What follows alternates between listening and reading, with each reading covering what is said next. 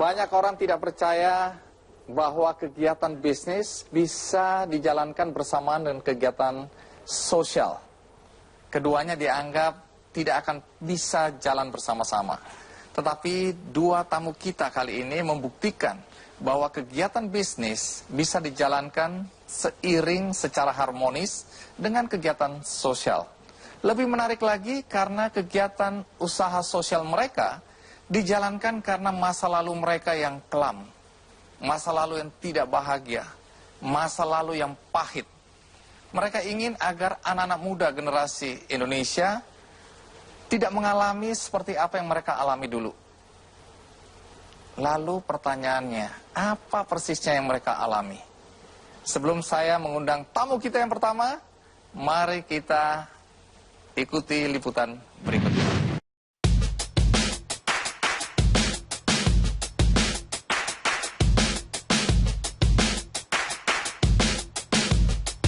Niat adalah awal kehidupan. Pengorbanan adalah jalannya. Pergerakan adalah jantungnya. Ikhlas adalah sepertiganya. Dan berhasil adalah akibatnya. Itulah moto hidup dari Fauzan Rahmansyah, lelaki asli Jakarta yang sukses merentas bisnis di kota pelajar. Bagi pria lulusan Fakultas Hukum Universitas Islam Indonesia ini, kini saatnya anak muda Indonesia mendirikan usaha yang tidak hanya berorientasi profit semata, tetapi juga hati senang. Di usia muda, pria yang akrab disapa Fauzan ini telah sukses dengan bisnis berbasis sosialnya. Keputusannya untuk menjadi pengusaha susu sapi tak lepas dari keprihatinannya terhadap rendahnya konsumsi susu sapi di Indonesia. Fauzan termotivasi mengajak orang untuk hidup sehat dengan cara minum susu sapi. Dia mantap membuka sebuah kedai susu dan menamainya Kali Urang Milk atau yang biasa disebut Kali Milk.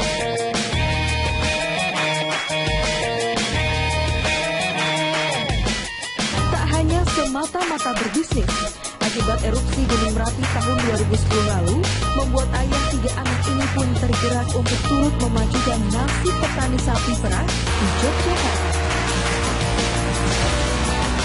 Kesuksesan bisnis susu Kali Milk milik Fauzan ini pun turut membangkitkan gairah petani sapi di Boyolali yang bergabung dalam pemberdayaan petani sapi yang ia lakukan. Kini, pasokan susu segar yang Fauzan gunakan setiap hari tidak hanya dari kandangnya sendiri, tapi juga dari para petani sapi perah di Yogyakarta dan Boyolali. Langkah konkret sudah ia lakukan untuk memajukan swasembada pangan di Indonesia, salah satunya dengan mengangkat taraf kehidupan ekonomi para petani sapi perah. Baginya, hidup adalah untuk mewujudkan mimpi orang-orang di sekitarnya. Seperti halnya moto dan Kali Milk, dari Jogja untuk Indonesia menuju dunia.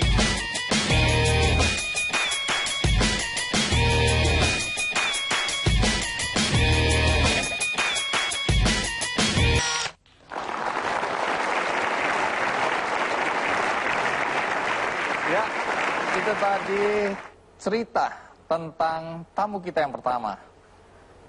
Saatnya kita panggilkan Fauzan Rahmansyah.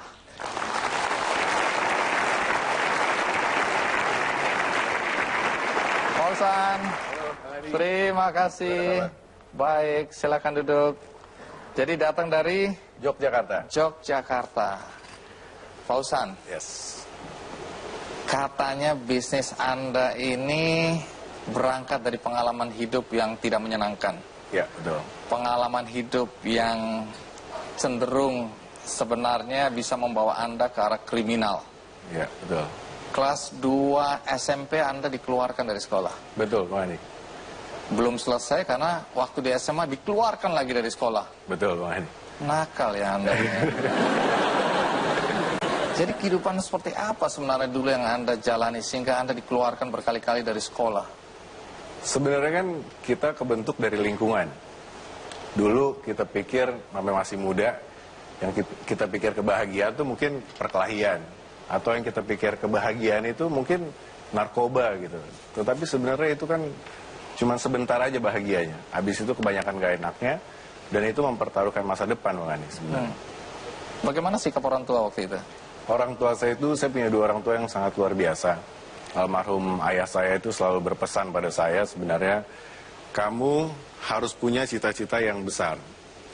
Dan kemudian kamu juga harus menjadi orang yang bermanfaat buat orang lain gitu.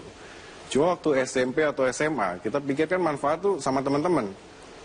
Sama teman-teman berantem, kita belain berantem. Oh iya, manfaatnya adalah pertemanan ya. Pertemanan gitu, pertemanan, solidaritas yang salah gitu.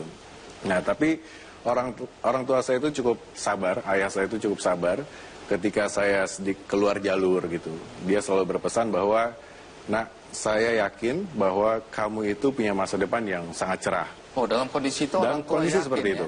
Oke, Jadi terus? pernah suatu pagi bahkan ayah saya itu ketika saya waktu itu baru dikeluarin dari sekolah, pagi-pagi saya tidur, dibangunkan oleh orang tua saya dilus-lus kepala saya oleh ayah saya. Saya pikir saya mau dimarahin. Ternyata dilus-lus dan kemudian beliau bilang, "Nak, papa yakin bahwa masa depan kamu masih panjang dan kamu akan jadi orang yang besar gitu." Di situ saya terharu dan menangis. Keren ya. Ini menarik nih, para orang tua bisa meniru ya, karena itu membesarkan hati Anda ya. Betul. Tapi pada satu titik, akhirnya orang tua mengirim Anda ke Jogja. Kenapa? Sebenarnya bukan ngirim. Waktu itu SMA kelas 3 saya udah mulai sadar bahwa ini kalau saya buang-buang waktu seperti ini kayaknya saya nggak akan jadi apa-apa. Dan waktu itu ibu dan ayah saya itu sudah pensiun, dan ayah saya itu lagi sakit jantung dan kanker. Jadi saya mikir nih kayaknya ke depannya saya harus membiayai hidup saya sendiri. Dari Jakarta saya putuskan saya harus hijrah ke sebuah kota yang biaya hidupnya murah. Dan jadi memang itu kesadaran. Dan itu persiapan yang Anda lakukan sendiri. Dan ibu saya waktu itu sempat nentang. Ibu saya bilang, "Kamu yang deket aja bandel kayak gini, gimana kamu yang jauh gitu." Tapi ayah saya bilang bahwa saya yakin bahwa kamu pengen hijrah karena kamu pengen berubah. Jadi saya diberikan kepercayaan dan saya buktikan ketika saya pindah ke Yogyakarta. Menarik karena momentum ketika akhirnya ayah meninggal itu adalah titik balik Anda dalam kehidupan. Apa yang Anda lakukan ketika ayah meninggal? Pertama, waktu ayah saya meninggal saya berpikir ibu saya sudah tidak ada pendamping lagi. Terus kemudian saya anak laki juga. Saya pikir saya harus bisa membawa keluarga saya menjadi lebih baik. Dan di situ saya juga mikir saya tidak bisa membahagiakan ayah saya, jadi saya harus bisa membahagiakan ibu saya. Dan saya bekerja sungguh-sungguh waktu itu dan saya bilang sama ibu saya putuskan ibu nggak usah ngirim lagi bulanan dan nggak usah mikirin masalah kuliah lagi, biar saya akan cari sendiri, saya akan usaha sendiri untuk cari gimana pun caranya gitu. Oh, jadi ada tekad seperti itu? Ada tekad. Setelah di Jogja, orang tua meninggal dan Anda berpikir bahwa inilah saatnya aku hidup mandiri. Lepas dari ketergantungan karena kasihan pada ibu. Ya, betul. Yang sekarang sendirian. Nah, tentu kita ingin tahu bagaimana sampai muncul gagasan jualan susu. Apalagi semboyannya apa bagi pembeli atau konsumennya apa? Neneners. Hello, neneners. Dari kata apa itu? Dari kata dasar nenen. Kita akan ikuti cerita tentang Fauzan setelah kita rehat sejenak. Ikuti terus Kick Andy.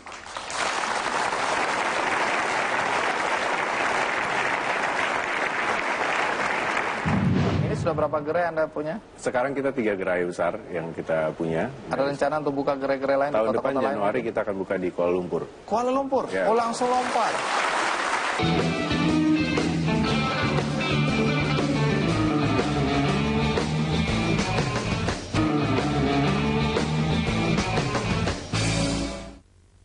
Didukung oleh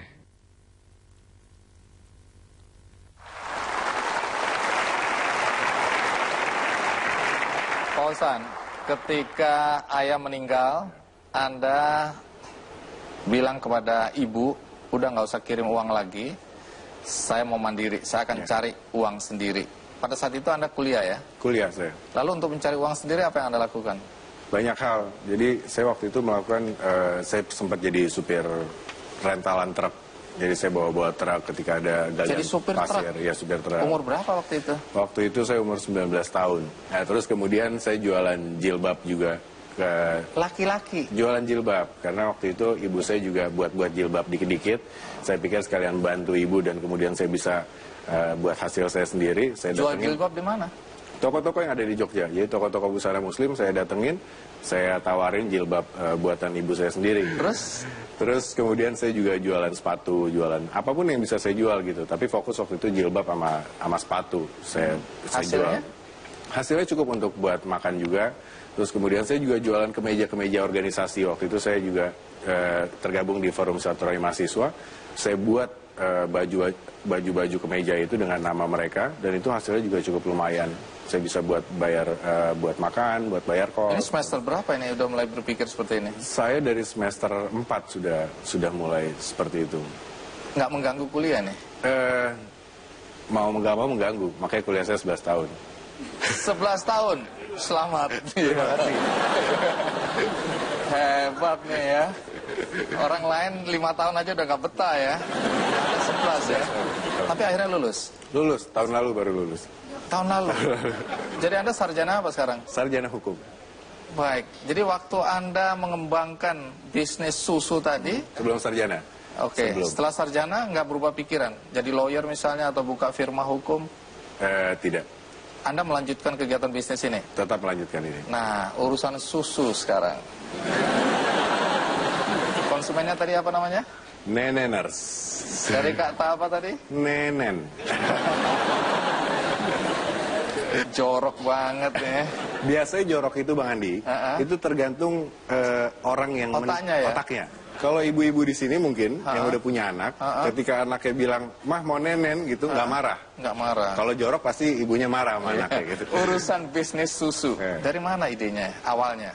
Idenya sebenarnya waktu itu saya lagi kuliah kerja nyata. Kuliah kerja nyata di sebuah desa di kaki Gunung Merapi. Iya. Saya mikir, nih Indonesia sebenarnya sangat kaya sumber daya alam ya.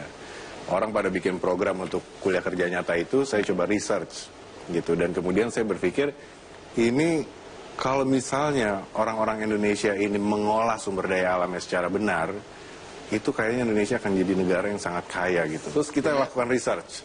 Yang cukup, Apa yang ada riset itu? yang ironis gini, saya ngelihat semakin maju sebuah negara, ternyata konsumsi susunya itu semakin tinggi.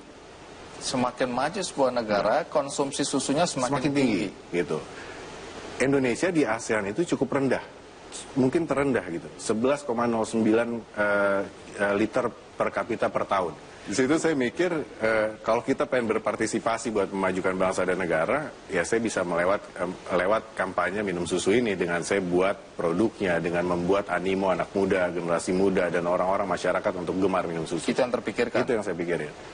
Lalu pertanyaannya, memulainya bagaimana? Modalnya dari mana? Berapa modalnya? Waktu itu saya sebenarnya sempat beli tanah setelah KKN itu, setelah kuliah kerja nyata itu. Emang dari mana saya beli tanah. Beli tanah waktu itu modalnya murah, Bang Andi. Saya beli tanah 2.000 meter dengan modal 1 juta waktu itu. 1 juta dapat 2.000 meter persegi? Iya. Sebenarnya harganya waktu itu 200 juta. Hah?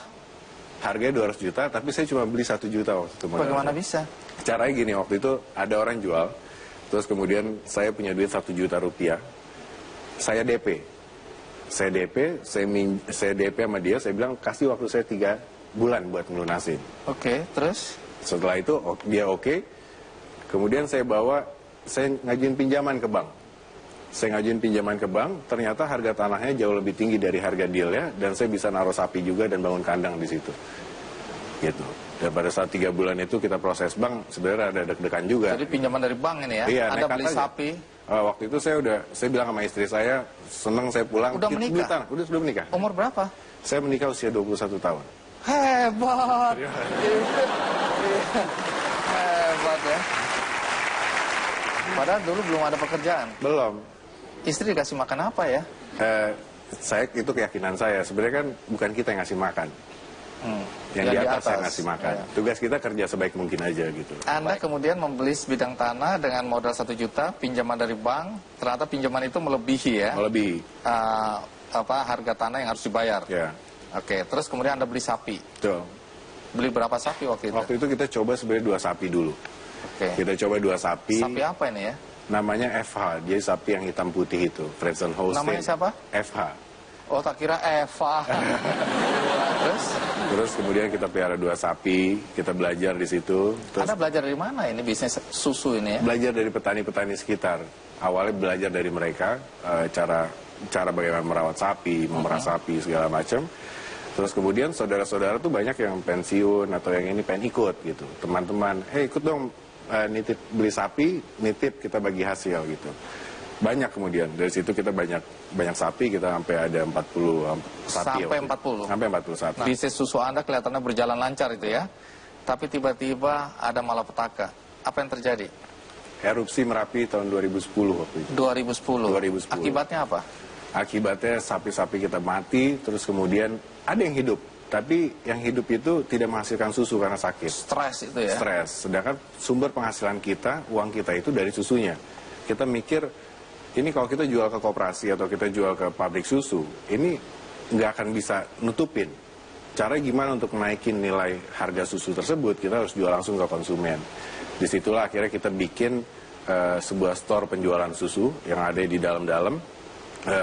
Kita buka di situ dan alhamdulillah dari hari ke-21 kita buka sampai malam ini selama 5 tahun antri setiap malam Bang Andi. Baik.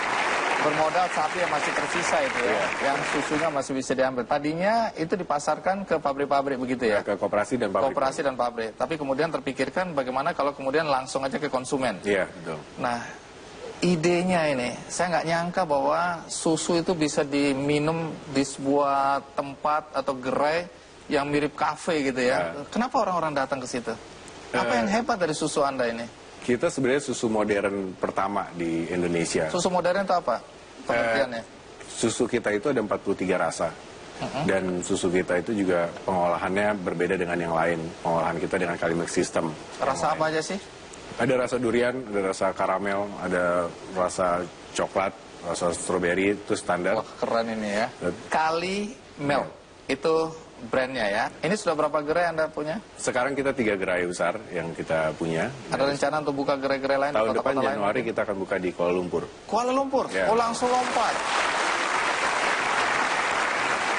Kalau dilihat dari urusan sapi, berarti sekarang sapinya nambah dong? Nambah. Dan Sapinya siapa itu? kita ada sapi kita sendiri, tapi kita juga bina-binain petani untuk mereka merawat sapi secara baik sehingga menghasilkan susu yang banyak dan kualitasnya baik gitu. Oh, jadi petani-petani juga dilibatkan bina. di sini. Ini pemberdayaan ya. Betul. Pada para petani itu kita adakan penyuluhan seminggu sekali paling tidak. Terus kemudian kita evaluasi kepada mereka bagaimana hasil dari susunya. Bicara kualitas ini Kualitas. Karena yang jadi kendala tuh gini. Setelah erupsi Merapi itu banyak para petani ini yang beralih tidak lagi menjadi seorang petani, tapi dia lebih pilih menjadi penambang pasir. Iya, karena waktu itu erupsi kan pasir semua, rumput apa semua habis ya. Nggak ada pakan ternak lagi. Nggak ada pakannya dan sapinya pada mati. Untuk memotivasi mereka untuk kembali memelihara sapi itu nggak mudah. Nggak mudah. Sedangkan Indonesia itu rada krisis sebenarnya susunya. Kita bangsa yang segini besar dengan konsumsi per kapita yang kecil, itu ternyata 79% susu kita tuh masih impor, Bang Andi. 21% yang dari petani begini. Ini kalau petani-petani ini nggak mau melihara sapi, yang terjadi kan adalah semuanya impor susu kita. Gitu. Nah ini yang kita bangkitkan. Itu Anda lihat celah itu ya. Celah itu. Dampak yang terasa sekarang bagi petani-petani susu di daerah di mana Anda menjalankan bisnis ini apa yang terlihat? Sekarang mereka mulai termotivasi lagi bahwa memelihara sapi itu jauh lebih menguntungkan dibandingkan bisnis yang lain gitu. Apa cita-cita Fauzan ke depan dalam konteks mengembangkan bisnis dan juga melakukan kegiatan sosial? Cita-cita saya sederhana bahwa Indonesia bisa swasembada susu. Swasembada susu. Kemudian dampak sosial yang diinginkan apa? Dampak sosial yang diinginkan saya juga pengen anak-anak muda ini benar-benar sadar bahwa kekayaan kita ini Indonesia sebenarnya sumber daya alam. Kalau semua anak muda larinya ke kota, berbisnis ke perkotaan gitu, desa-desa pada nggak ada yang ninggalin, tidak ada desa-desa yang membangun. Padahal kalau anak Jakarta mungkin, anak-anak kota besar lainnya, itu kembali ke desa dan membangun desa-desa, itu opportunity jauh lebih besar. Di desa? Di desa jauh lebih besar, kesempatannya jauh lebih banyak. Dan ketika kayak di New Zealand, Anak-anak mudanya bukan pengen jadi dokter umum, tetapi anak-anak muda pengen jadi dokter hewan. Gitu. New Zealand yang hanya 1/5 dari Indonesia, tetapi dia bisa memenuhi 51% kebutuhan susu dunia. Dan yang keren, yang kaya raya, yang makmur di sana adalah orang-orang yang bekerja di sumber daya alam ya. Mengolah Petani sumber daya susu. alam. Petani susu. Ya, hidup susu. Oke, Pak Osan, terima kasih ya, luar biasa, menginspirasi kami semua. Mulai hari ini saya minum susu ya. Terima kasih. Selalu. Saya bisa diomongin, dan saya udah beritikat kalau memang terus-terusan saya akan membela diri. Dan di situ saya pikir tidak perlu adanya kekerasan dalam mendidik anak.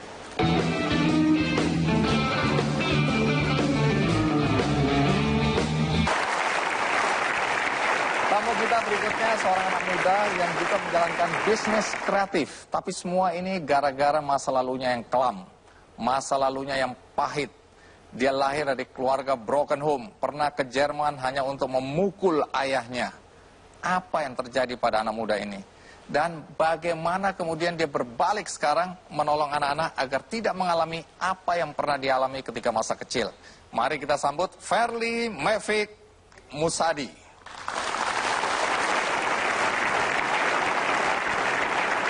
Iya. Fairly, thank you. Wah, penampilannya keren ini. Oke, Fairly, duduk. Fairly Mavik Musadi. Benar. Fairly, Yap. lahir di mana? Siegburg, Jerman. Lahir di Jerman. Kok bisa lahir di sana? Orang tua Memang orang tua saya merantau lah ya. Merantau. Memberanikan diri untuk kerja di sana, sempat ketipu mereka juga, akhirnya benar-benar mulai dari nol juga di sana. Oh, orang tua sempat tertipu di sana. Ya, jadi katanya ada kerjaan, pas sampai di sana ternyata nggak ada. Nggak ada kerjaan. Ya. Jadi umur 4 bulan kembali ke Indonesia. Ya, jadi memang saya bolak-balik 4 bulan, sampai 4 bulan saya di Jerman, 4 tahun saya di Indonesia, terus 10 tahun saya di Jerman, 15 tahun saya di Indonesia, sampai 15, ya bolak-balik sih. Bolak-balik. Terakhir 18 saya di Jerman, balik ke Indonesia sampai sekarang. Iya. Tampilan Anda kelihatan sangar begini ya. Menutupi bodi yang kurus. Ini jaketnya yang tebal, saya kira badan Anda memang besar gitu ya. Ternyata jaketnya yang kebesaran. Gede sih sebenarnya. Oh, gede sebenarnya. Nah, Anda pernah bercita-cita untuk kemudian berlatih bela diri, Ya. membesarkan badan, melatih otot, hanya karena ingin ke Jerman balik sana untuk memukul ayah Anda? Jadi ceritanya gini, memang bapak saya dan kakek saya sebenarnya pendidikannya yang saya tahu memang sangat keras. Ke saya keras, oke, nggak ada masalah. Yang jadi masalah ada adik saya yang perempuan, kakak saya perempuan juga dididik dengan keras, dan saya nggak setuju itu. Saya ngurus adik saya itu dari kecil, namanya Mona. Terus saya waktu ada kesempatan pulang ke Indonesia, saya janji kalau sampai adik saya dipukul, dan waktu itu memang bapak saya ringan tangan ya, saya di Indonesia akan ngegedein badan, saya akan pergi ke bapak saya dan saya akan pukul balik. Alhamdulillah saya nggak gede-gede. Ya, Tuhan Maha Adil. adil. Iya. Tapi kenapa Anda ingin memukul ayah? Saya rasa orang yang dididik dengan kekerasan itu nggak perlu kekerasan dalam mendidik anak manapun. Ini kesadaran baru Anda rasakan setelah Anda dewasa ini ya? Nggak juga. Saya dari kecil sempat waktu bapak saya mau mukul saya, satu titik biasanya kalau saya dipukul, saya turunin tangan. Kalau saya tahu saya salah, saya turunin tangan. Dan bapak saya waktu itu memang emosinya nggak pernah berkurang, jadi malah tambah. Malah dari hal-hal yang asalnya pakai tangan, apapun yang biasa dia ambil untuk mukul. Sampai saya didorong ke balkon, dikunci sama ibu tiri, karena ibu tiri saya takut terjadi apa-apa. Nah, satu titik saya bilang ke bapak saya tidak mau dipukul. Jadi sebelumnya saya latihan sama teman, tolong pukul saya, saya pengen tahu, saya pingsan nggak? Sampai teman saya bilang saya gila. Tapi saya nggak mau pingsan kalau dipukul bapak saya. Jadi akhirnya saya satu titik memang saya bikin kesalahan, terus bapak saya mukul, terus saya tahan tangan, terus bapak saya bilang turunin, terus saya bilang enggak, saya salah, aku salah, tapi saya bisa pakai omongan. Saya bisa diomongin. Dan saya udah beritikat kalau memang terus-terusan saya akan membela diri. Dan di situ saya pikir tidak perlu adanya kekerasan dalam mendidik anak. Menarik, ini pengalaman hidup yang pahit ini ya. Banyak anak-anak yang lahir dari keluarga broken home, kemudian kehidupannya berakhir di jalanan. Ya, benar. Kriminal. Ya. Tidak semua, tapi kebanyakan seperti itu. Nah, yang menarik Anda tidak seperti itu. Banyak orang bertanya-tanya, kok bisa? Bahkan belakangan Anda melakukan kegiatan justru untuk melindungi agar anak-anak tidak mengalami kekerasan seperti yang Anda alami ya. Ya, benar. Nah, sebelum kita lanjutkan, ada baiknya kita ikuti lebih dulu liputan mengenai Verly berikut ini.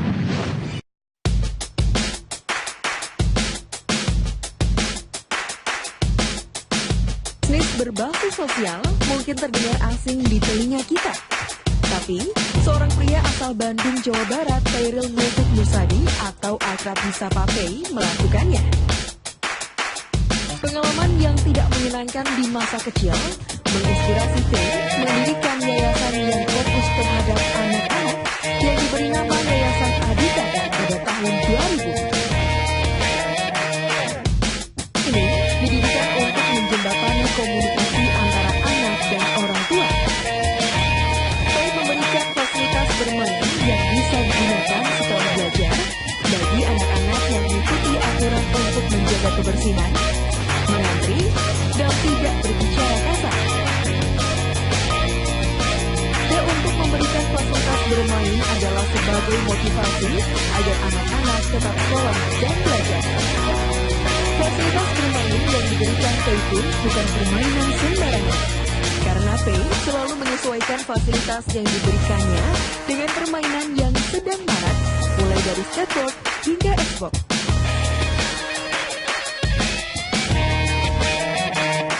Sempat vakum selama hampir 5 tahun karena tidak ada biaya, yayasan ini akhirnya kembali aktif di tahun 2006. Setelah Pei membuat bisnis clothing line untuk menghidupkannya kembali dan berubah nama menjadi Yayasan Parental Advisory sama dengan label bisnis yang digunakannya. Bisnis ini masih berhubungan dengan anak-anak dan menjual baju-baju dengan caption tulisan yang unik. Hal ini dilakukan sebagai bagian dari kampanye menyuarakan pendapat anak dengan produk-produk. Meskipun desain produk mereka kerap mendapat protes karena dianggap kasar dan provokatif, Pei tetap mempertahankan ide dan arti dari setiap produk yang dibuatnya. Kini, produk Parental Advisory bukan hanya digemari di Indonesia. Penjualan produk ini bahkan sampai ke Malaysia hingga Eropa.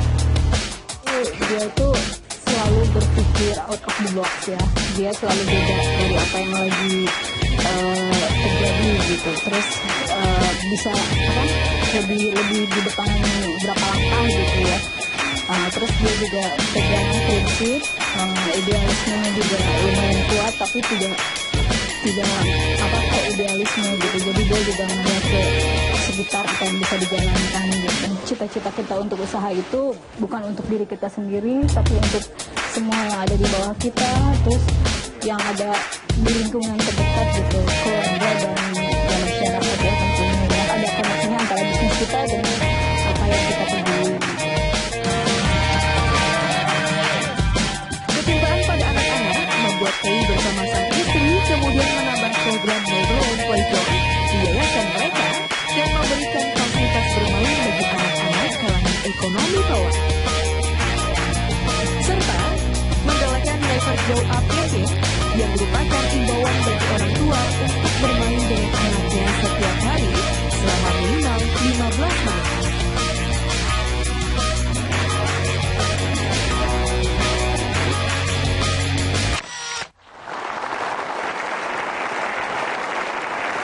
Verly, sebelum memulai bisnis distro, Anda sudah terpikirkan membentuk yayasan ya lebih dulu ya? Benar. Yayasan tujuannya apa? Menurut saya, bapak saya tidak sepenuhnya salah. Jadi memang ini ada communication gap. Menurut saya, gap antara orang tua itu karena komunikasi yang tidak selalu terjalin. Maka itu saya bikin yayasan adik kakak zaman dulu, Fungsinya adalah untuk menjembatani antara budaya remaja dengan orang tua atau pihak yang dituakan. Jadi apa sih punk, apa sih metal, apa sih hardcore. Kalau nggak kenal nggak sayang, ya itulah, begitu. Jadi emang memperkenalkan, nah ini budayanya seperti ini, jadi jangan langsung menjudge.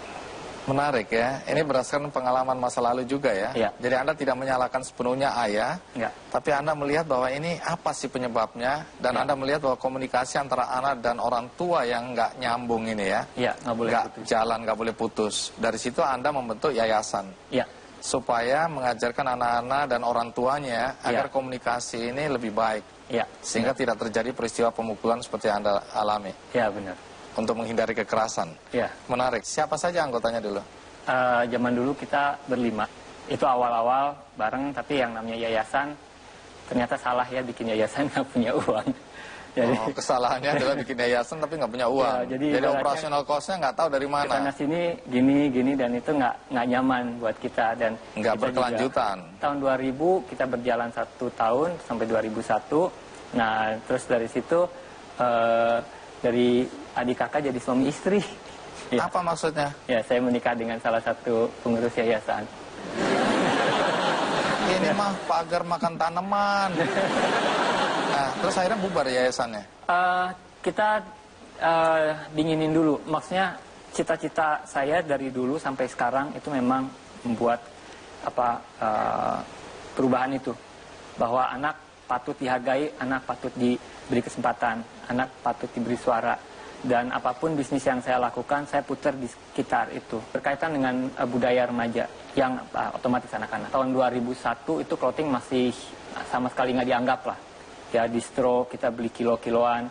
Istri saya investasi 125, saya investasi 100.000. Totalnya jadi 225. 225.000. Iya.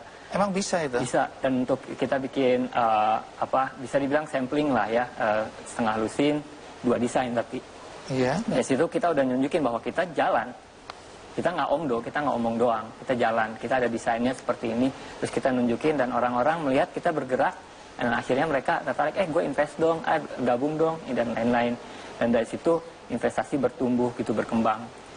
Menarik, karena Anda bisa survive seperti itu dengan modal yang relatif kecil, 225.000. Iya. Memulai bisnis ini. Iya. Apa yang terjadi dalam perjalanan hidup seorang Fairly? Ikuti terus Kick Andy.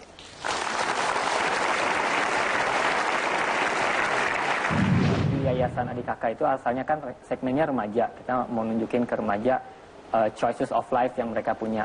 Mau reggae nggak harus ngeganja. Kalau mau punk nggak usah mabok, ya kan? Didukung oleh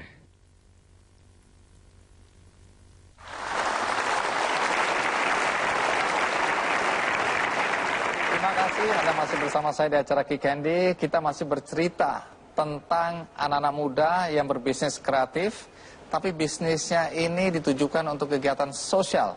Karena ini menyangkut masa lalu mereka, mereka tidak ingin anak-anak generasi muda Indonesia mengalami hal yang sama seperti yang mereka alami. Termasuk pengalaman Fairly sendiri ya. Ya. Boleh cerita, bagaimana bisa sukses dengan modal 225.000 bangkit mendirikan usaha distro ya? Jadi mulainya sih sebenarnya modal kecil itu dibutuhkan buat pembuktian. Zaman dulu nggak ada program crowdfunding atau Kickstarter.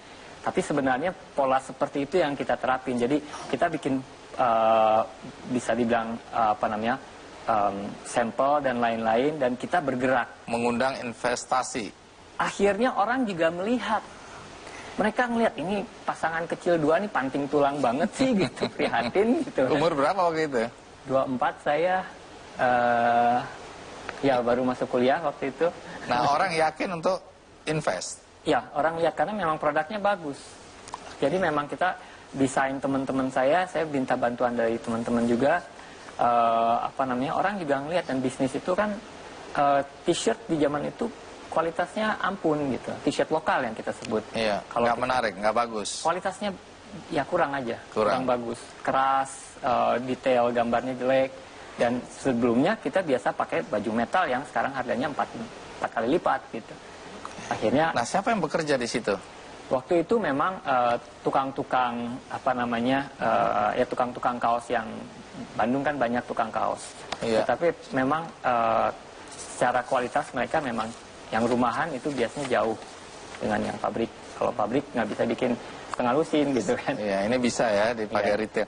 Nah, selain keunikan tadi, Ya. tapi segmennya siapa nih? Siapa pembelinya? Segmennya awalnya teman-teman sendiri. Nah, terus berikutnya segmen adalah di saat kita dari teman-teman kualitas butut mereka mah bangga. Tapi dengan kualitas butut kan kita belajar. Kita develop, akhirnya kita tahu, oh ternyata kalau mau bagus harus bikin mesin ini. Terus gimana sih cara bikin mesin ini? Akhirnya kita browsing, kita nanya, dan kita barter ilmu dengan orang di luar negeri. Iya. Dan bikin sendiri. Nah, ini dengan bisnis distro yang mulai berkembang, Ya. kegiatan di yayasan juga mulai berkembang. Akhirnya di 2004 dari ibaratnya mah saya ngerasa berlimpah lah sebagai tukang sablon, sebagai clothing gitu ya. Berlimpah rezekinya. Iya, akhirnya kita jalanin lagi 2006. Apa yang dilakukan? Ternyata di Yayasan Adik Kakak itu asalnya kan segmennya remaja. Kita mau nunjukin ke remaja choices of life yang mereka punya. Mau reggae nggak harus ngeganja. Kalau mau punk nggak usah mabok, ya kan? Nah, tapi ternyata agak susah ngerubah remaja di saat mereka lagi puber-pubernya. Dan ternyata memang masalah bukan hanya di remaja, di orang tua juga. Komunikasinya nggak ada. Akhirnya kita bikin pertama kampanye Never Grow Up. Never grow up. Ya, never grow up. Stay young for your kids. Stay young for your kids. Ya, jadi Pengertiannya apa itu? kampanye bermain 15 menit sehari dengan anak. Nah, ini sebenarnya Anda mencoba menyuarakan suara anak-anak Ya, benar. yang selama ini tidak didengar oleh orang dewasa ya. Ya, benar. Melalui apa? Jadi melalui kaos iya, kita sempat ada majalah-majalah kecil, kita mau wawancara. Terus kita kalau bikin kampanye juga mengangkat isu-isu anak-anak. Oh, ini ya, Ya. misalnya ya. All Precious Blood, ya saya itu darahmu loh gitu. Oh, saya ini darahmu. Jadi dia kalau pakai ini depan orang tuanya, orang tua harus sadar bahwa ini anaknya ini ya. Iya, jangan sampai kamu anaknya siapa. Jangan sampai lupa gini. Oke. Oh, ini size-nya anak-anak semua nih ya. Ya. Baik, menarik. Wah, kalau tahu Ini dulu baju ada metal. saya pakai ini dulu. Waktu kecil. Keren banget. Jadi apa yang Anda, statement-statement ini sebenarnya statement anak-anak ditujukan kepada orang dewasa ya? Iya, jadi Baik. Ih, lucu-lucu sebenarnya ya. ini nyepet clothing owner sebenarnya. Oh, kenapa? Karena banyak brand-brand yang zaman dulu dari punk rock mereka di jalan, terus sukses di distro dan lupa bahwa mereka pernah di jalan. Maksudnya kembaliin dong hasil sebagian ke jalan gitu. Kembali ke jalan untuk mementaskan anak-anak jalanan. Nah, ini peringatan bagi ayah-ayah yang tukang rokok ini ya. Ini statement anak-anak loh ya. Jadi kalau bapaknya lihat sini setiap hari lama-lama malu hati juga ya. Kalau istrinya yang ngomong nggak didengerin ya. Enggak. Tapi mudah-mudahan anaknya yang ngomong, orang tua mendengar. Jaga jarak. Jaga jarak. Iya, sebentar. Baik, ini produk-produk bagus, nggak ada salahnya kalau kita bagikan kepada para penonton, tapi terbatas. Karena itu siapa yang di bawah kursinya ada pita berwarna biru, dia akan mendapatkan produk-produk dari Fairly. Iya. Semua boleh ngintip di bawah. Ada yang sudah pegang, dapat. Ada 40 produk parental yang akan dibagikan kepada yang memegang pita berwarna biru.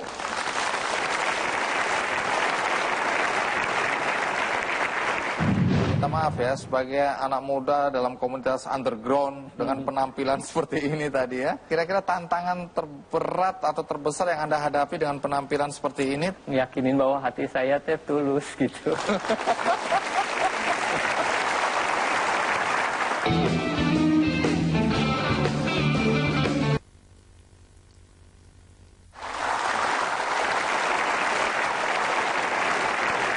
Fairly, ketika bisnis Anda sudah mulai berkembang sukses, Ya. Tuhan memberikan lagi cobaan. Ya. Nah, apa yang terjadi waktu itu? Jadi 1 bulan sebelum bulan puasa kita toko cukup besar lah di Dago. Nah dan tapi memang kita bayarnya per bulan. Nah tiba-tiba si owner dari toko dari gedung itu mintanya dibayar per 3 tahun. Akhirnya kita ngeberanin diri, oh udah nekat Makassar. Berangkat Makassar, coba bikin toko di sana, udah dapat tempat, mau launching gede-gedean, investasi cukup besar, dan kita kirim semua barang ke sana dan interior dan apapun yang ada dalam isi toko itu. Nah, istri saya berangkat, saya ada pameran di Jakarta, dan tim marketing juga berangkat, dan tiba-tiba sampai di sana kita dapat kabar bahwa ya istri saya nelpon, Pak, barang kebakaran semua di laut, habis. Oke, jadi gimana? Tinggal 1 tas. Oke, bisa? Ya, kita lihatlah. 1 tas itu apa isinya? Barang yang telat sama brosur. Jadi Terus? alhamdulillah istri saya bisa menutupi biaya hotel dan stand dari jualan yang ada di tas dan nyebarin brosur untuk toko yang nggak ada. Jadi nyebarin brosur untuk toko yang nggak ada. Ya, intinya kan ada produk, masih ada alamat di Bandung dan lain-lain, maksudnya ada brandnya, ada branding. Tunggu, dari tadi ngomong-ngomong istri ada di sini. Oh, yang merasa istrinya boleh berdiri? Iya. Baik, terima kasih. Jadi itu habis total. Lalu bagaimana bisa bangkit kembali? Bersyukurnya adalah QC saya itu ketat, quality control saya itu ketat. Jadi buat produk yang teman-teman saya, brand-brand dewasa lain, produk saya meskipun baik, tapi klien saya banyaknya dewasa.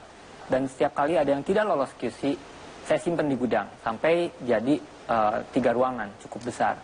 Bahan-bahan sisa nggak saya apa-apain juga, saya simpen di ini. Saya lihat itu kayaknya pelajaran dari Allah ya. Akhirnya kita bikin FO-FO-an, kita jual kaos harga sangat murah di sana. Terus saya sempat ngambil konsultan. Terus pas konsultan bilang, lihat, kamu itu kaya, tapi bentuknya kain.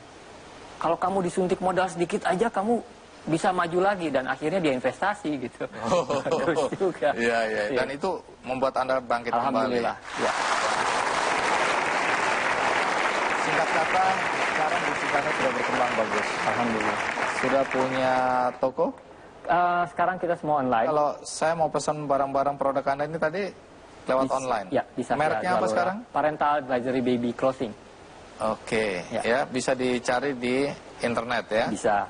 Kalau respect ini apa pesan yang Respect. mau disampaikan? Kampanye kita adalah respect children. Kalau respect pada anak-anak. Iya, kalau hormati anak-anak. Iya, kalau kita mau dihormati anak-anak, kita mulai dengan menghormati anak-anak. Jadi ini saya taruh di sini.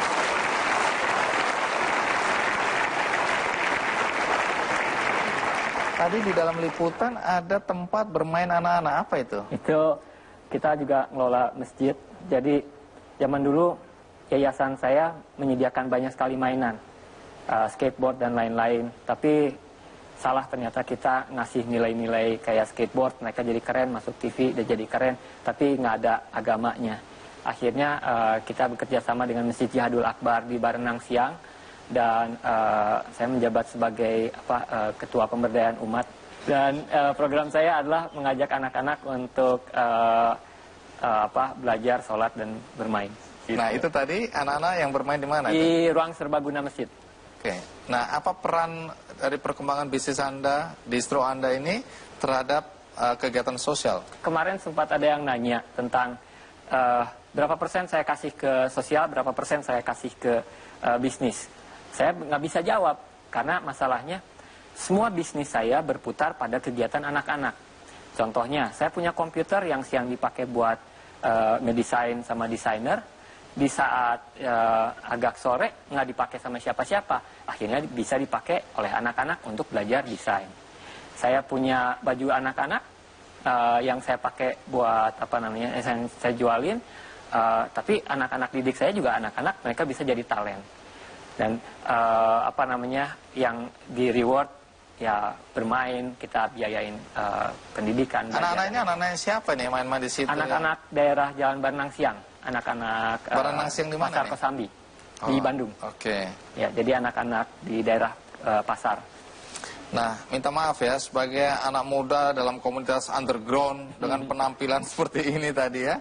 gaulnya di masjid. Ya. Kira-kira tantangan terberat atau terbesar yang Anda hadapi dengan penampilan seperti ini, tapi punya hati dan keinginan untuk melakukan kegiatan sosial, apa? Yakinin bahwa hati saya teh tulus gitu.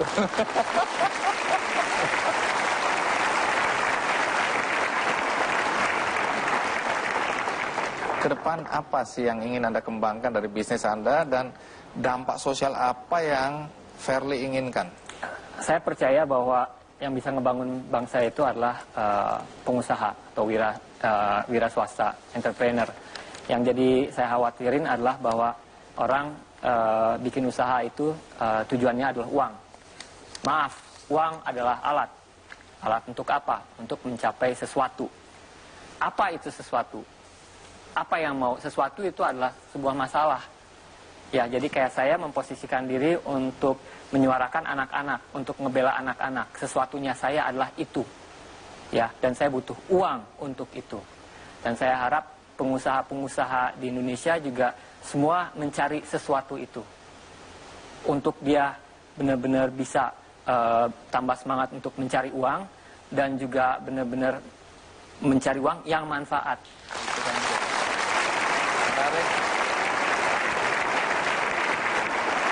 Ya, kalau dilihat dari perjuangan Fairly, Fauzan tadi ya, bagaimana pengalaman hidup mereka yang pahit, yang tidak bahagia, diubah energi negatifnya diubah jadi energi positif ya, atau dengan apa yang Anda alami, Anda ingin agar anak-anak tidak mengalaminya. Ya. Maka Anda melakukan sesuatu dengan berbisnis yang kreatif seperti ini, tapi hasilnya Anda dedikasikan untuk kegiatan-kegiatan sosial. Ini menarik.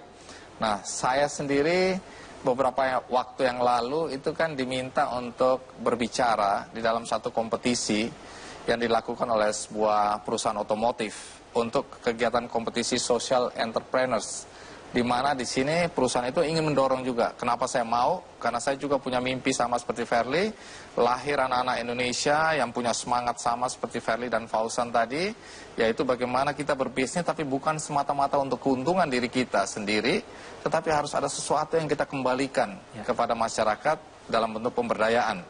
Nah, di sini ada Indriani sudah bersama kita ya.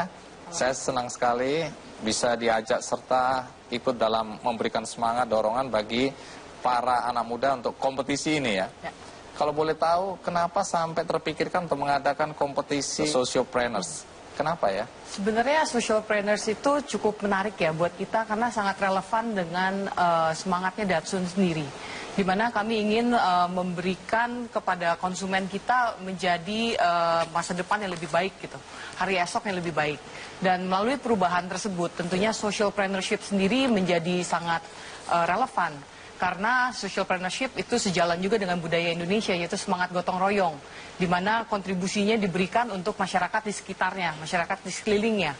Karena itulah kompetisi bisnis kami itu mencari social agent atau agent of change yang bisa memberikan dampak positif terhadap masyarakat sekitar. Nama kompetisinya apa ya? Kompetisinya bernama Datsun Rising Challenge.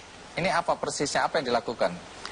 Datsun Rising Challenge sendiri kami mencari ide-ide bisnis yang kreatif dari para calon-calon socialpreneurs. Nah, calon-calon socialpreneurs ini kami harapkan mereka bisa memberikan kontribusi yang positif tidak hanya pada diri mereka sendiri, tapi juga kontribusi yang positif untuk masyarakat atau komunitas di sekitarnya. Seperti contohnya Fauzan dan Fairly ya. Betul. Kalau ada anak-anak muda yang ingin ikut kompetisi ini, apa syaratnya? Siapa yang boleh ikut? Semua kaum muda dipersilahkan ikut, umurnya ada batasan umurnya dari 20 hingga 35 tahun. Peraturannya udah ada tersedia di datsun.co.id /DRC. Nah, di situ bisa dilihat bahwa kompetisi Datsun Rising Challenge ini tidak hanya memfasilitasi mereka bisa maju dengan bisnisnya, karena kami akan memberikan seperti karantina ya, pelajaran-pelajaran ilmu operasional untuk mereka bisa sustaining, bisa mempertahankan bisnisnya. Tapi juga kami memberikan modal usaha untuk mereka. Dan juga kasih modal yang usaha menang dalam kompetisi betul, ini 50 juta dan juga mobil untuk operasional kendaraan 50 mereka. 50 juta dan mobil. Betul. Datsun Go Plus Tanpa. Kalau boleh tahu, apa sih harapannya terhadap perkembangan atau pertumbuhan socialpreneurs di Indonesia ini? Kita berharap sebenarnya socialpreneurs ini bisa berkembang lebih cepat lagi ya, karena semakin banyak socialpreneurs di Indonesia, pastinya potensi untuk perubahan itu akan semakin luas. Dan kami juga berharap orang-orang seperti Fauzan dan Verly juga akan semakin tumbuh, dan kami juga pengen Datsun Racing Challenge ini bisa menjadi wadah untuk perubahan tersebut. Baik. Kita undang kembali Fauzan ya, untuk naik kembali ke atas stage atau panggung.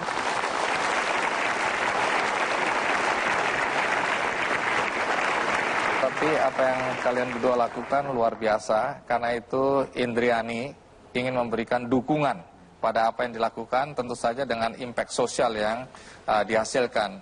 Indri, silakan. Saya nggak tahu bentuk dukungan apa yang Anda berikan untuk dua anak muda hebat ini. Ya, kami dalam kesempatan hari ini ingin memberikan apresiasi dan juga dukungan secara nyata kepada Fauzan dan Verly tentunya. Karena kami melihat mereka sudah menjadi inspirasi yang sangat luar biasa bagi para calon socialpreneurs yang akan pastinya akan berkembang di Indonesia. Oleh karena itu kami memberikan apresiasi sebesar 15 juta untuk masing-masing. Mudah-mudahan apresiasi ini bisa membuat Fauzan dan Verly semakin berkontribusi terhadap komunitas ini. Untuk Verly juga. Terima kasih. Baik, terima kasih Indri ya. Dorongan semangat dari Datsun, mudah-mudahan menambah semangat bahwa apa yang Anda lakukan ini sudah on the right track, sudah dalam jalur yang benar. Semoga banyak anak-anak muda Indonesia melakukan hal yang sama seperti yang dilakukan Fauzan dan Verly. Terima kasih Verly, terima kasih Fauzan, sukses selalu untuk Anda. Thank you. Tek tek tek dur magundul ketipan panjul kena dodok nek tengkul tek tek tek tek dur. Ya sekarang mula.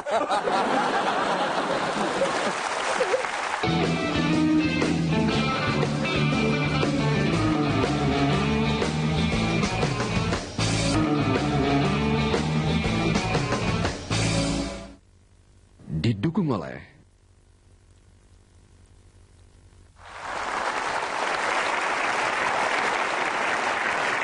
Fauzan, ketika ayah meninggal, Anda bilang kepada ibu, udah nggak usah kirim uang lagi, saya mau mandiri, saya akan cari uang sendiri. Pada saat itu Anda kuliah ya? Kuliah saya. Lalu untuk mencari uang sendiri apa yang Anda lakukan? Banyak hal. Jadi saya waktu itu melakukan, saya sempat jadi supir rentalan truk. Jadi saya bawa-bawa truk ketika ada galian Jadi supir pasir. truk? Ya, supir truk. Umur berapa waktu itu? Waktu itu saya umur 19 tahun. Nah, terus kemudian saya jualan jilbab juga ke Laki-laki? jualan jilbab. Karena waktu itu ibu saya juga buat jilbab dikit-dikit. Saya pikir sekalian bantu ibu dan kemudian saya bisa buat hasil saya sendiri. Saya Jual datengin jilbab di mana? toko-toko yang ada di Jogja. Jadi toko-toko busana muslim saya datengin, saya tawarin jilbab buatan ibu saya sendiri. Terus kemudian saya juga jualan sepatu, jualan apapun yang bisa saya jual gitu. Tapi fokus waktu itu jilbab sama sepatu. Saya jual. Hasilnya cukup untuk buat makan juga. Terus kemudian saya juga jualan kemeja-kemeja organisasi. Waktu itu saya juga tergabung di Forum Silaturahmi Mahasiswa. Saya buat baju-baju kemeja itu dengan nama mereka. Dan itu hasilnya juga cukup lumayan. Saya bisa buat bayar, buat makan, buat bayar kos. Ini semester berapa ini udah mulai berpikir seperti ini? Saya dari semester 4 sudah mulai seperti itu. Nggak mengganggu kuliah nih? Mau nggak mau mengganggu, makanya kuliah saya 11 tahun. 11 tahun? Selamat. Terima kasih. Hebat nih ya. Orang lain 5 tahun aja udah nggak betah ya. Ada 11 ya. Tapi akhirnya lulus? Lulus, tahun lalu baru lulus. Tahun lalu? Jadi Anda sarjana apa sekarang? Sarjana hukum.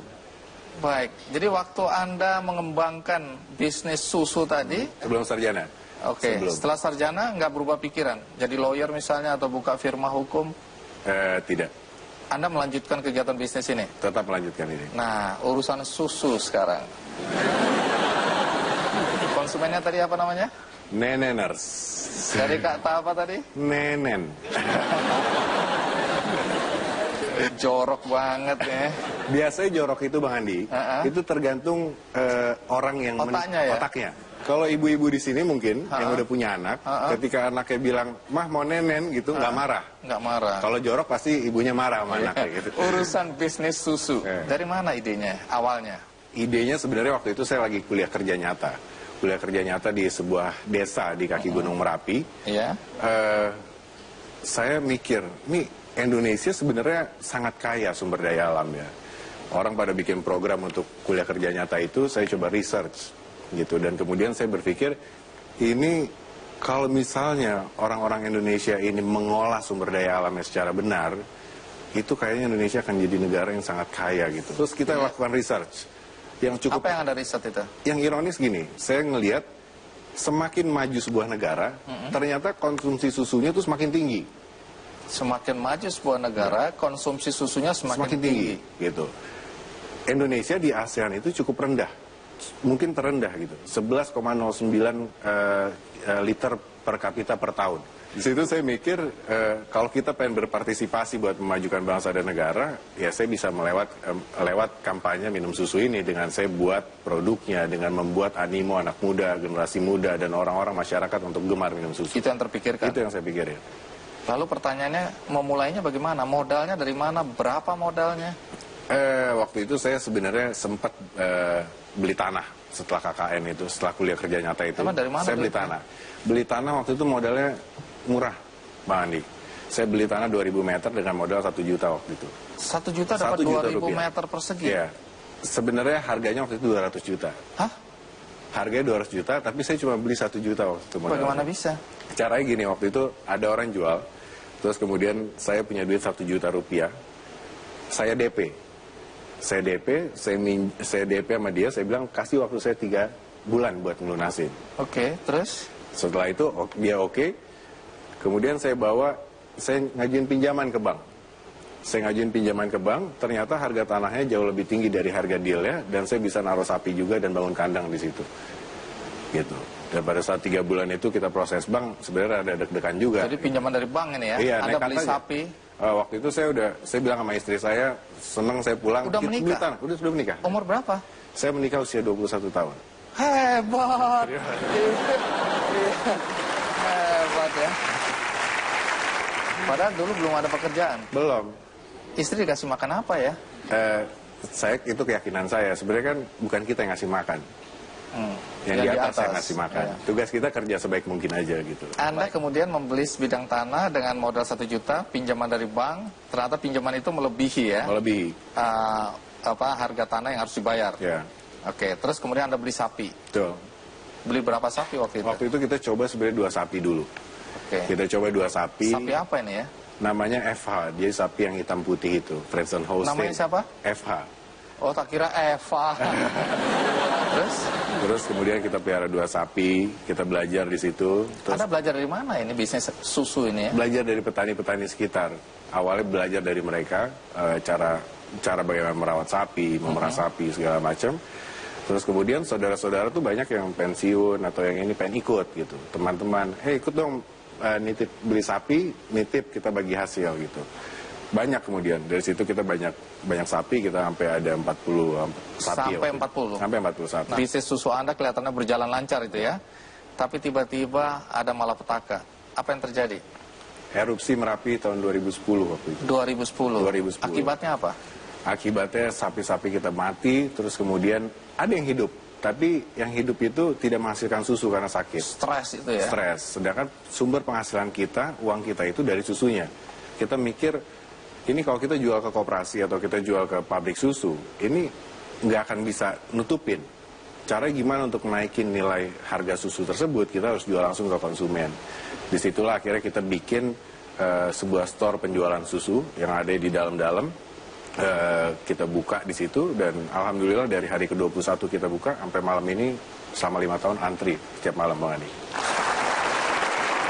Baik, bermodal sapi yang masih tersisa itu ya, yang susunya masih bisa diambil. Tadinya itu dipasarkan ke pabrik-pabrik begitu ya? Ke koperasi dan pabrik. Koperasi dan pabrik. Tapi kemudian terpikirkan bagaimana kalau kemudian langsung aja ke konsumen. Iya, betul. Nah, idenya ini, saya nggak nyangka bahwa susu itu bisa diminum di sebuah tempat atau gerai yang mirip kafe gitu ya. Kenapa orang-orang datang ke situ? Apa yang hebat dari susu Anda ini? Kita sebenarnya susu modern pertama di Indonesia. Susu modern itu apa pengertiannya? Susu kita itu ada 43 rasa. Dan susu kita itu juga pengolahannya berbeda dengan yang lain. Pengolahan kita dengan Kalimix system. Rasa apa aja sih? Ada rasa durian, ada rasa karamel, ada rasa coklat, rasa stroberi, itu standar. Wah, keren ini ya. Kalimilk itu brandnya ya. Ini sudah berapa gerai Anda punya? Sekarang kita 3 gerai besar yang kita punya. Ada rencana untuk buka gerai-gerai lain di Tahun depan kota-kota lain? Januari kita akan buka di Kuala Lumpur. Kuala Lumpur? Ya. Oh, langsung lompat. Kalau dilihat dari urusan sapi, berarti sekarang sapinya nambah dong? Nambah. Dan Sapinya siapa itu? kita ada sapi kita sendiri, tapi kita juga bina-binain petani untuk mereka merawat sapi secara baik sehingga menghasilkan susu yang banyak dan kualitasnya baik gitu. Oh, jadi petani-petani juga dilibatkan bina. di sini. Ini pemberdayaan ya. Betul. Pada para petani itu kita adakan penyuluhan seminggu sekali paling tidak. Terus kemudian kita evaluasi kepada mereka bagaimana hasil dari susunya. Bicara Dan kualitas ini kualitas. Karena yang jadi kendala tuh gini. Setelah erupsi Merapi itu banyak para petani ini yang beralih tidak lagi menjadi seorang petani, tapi dia lebih pilih menjadi penambang pasir. Iya, karena waktu itu erupsi kan pasir semua, rumput apa semua habis ya. Nggak ada pakan ternak lagi. Nggak ada pakannya dan sapinya pada mati. Untuk memotivasi mereka untuk kembali memelihara sapi itu nggak mudah. Nggak mudah. Sedangkan Indonesia itu rada krisis sebenarnya susunya. Kita bangsa yang segini besar dengan konsumsi per kapita yang kecil, itu ternyata 79% susu kita tuh masih impor, Bang Andi. 21% yang dari petani begini. Ini kalau petani-petani ini nggak mau melihara sapi, yang terjadi kan adalah semuanya impor susu kita. Gitu. Nah ini yang kita bangkitkan. Itu Anda lihat celah itu ya. Celah itu. Dampak yang terasa sekarang bagi petani-petani susu di daerah di mana Anda menjalankan bisnis ini apa yang terlihat? Sekarang mereka mulai termotivasi lagi bahwa memelihara sapi itu jauh lebih menguntungkan dibandingkan bisnis yang lain gitu. Apa cita-cita Fauzan ke depan dalam konteks mengembangkan bisnis dan juga melakukan kegiatan sosial? Cita-cita saya sederhana bahwa Indonesia bisa swasembada susu. Swasembada susu. Kemudian dampak sosial yang diinginkan apa? Dampak sosial yang diinginkan saya juga pengen anak-anak muda ini benar-benar sadar bahwa kekayaan kita ini Indonesia sebenarnya sumber daya alam. Kalau semua anak muda larinya ke kota, berbisnis ke perkotaan gitu, desa-desa pada nggak ada yang ninggalin, tidak ada desa-desa yang membangun. Padahal kalau anak Jakarta mungkin, anak-anak kota besar lainnya, itu kembali ke desa dan membangun desa-desa, itu opportunity jauh lebih besar. Di desa? Di desa jauh lebih besar, kesempatannya jauh lebih banyak. Dan ketika kayak di New Zealand, anak-anak mudanya bukan pengen jadi dokter umum, tetapi anak-anak mudanya pengen jadi dokter hewan. Gitu. New Zealand yang hanya 1/5 dari Indonesia, tetapi dia bisa memenuhi 51% kebutuhan susu dunia. Dan yang keren, yang kaya raya, yang makmur di sana adalah orang-orang yang bekerja di sumber daya alam ya. Petani susu. Petani susu. Ya, hidup susu. Oke, Fauzan, terima kasih ya, luar biasa, menginspirasi kami semua. Mulai hari ini saya minum susu ya. Terima kasih. Selalu. Saya bisa diomongin, dan saya udah beritikat kalau memang terus-terusan saya akan membela diri. Dan di situ saya pikir tidak perlu adanya kekerasan dalam mendidik anak.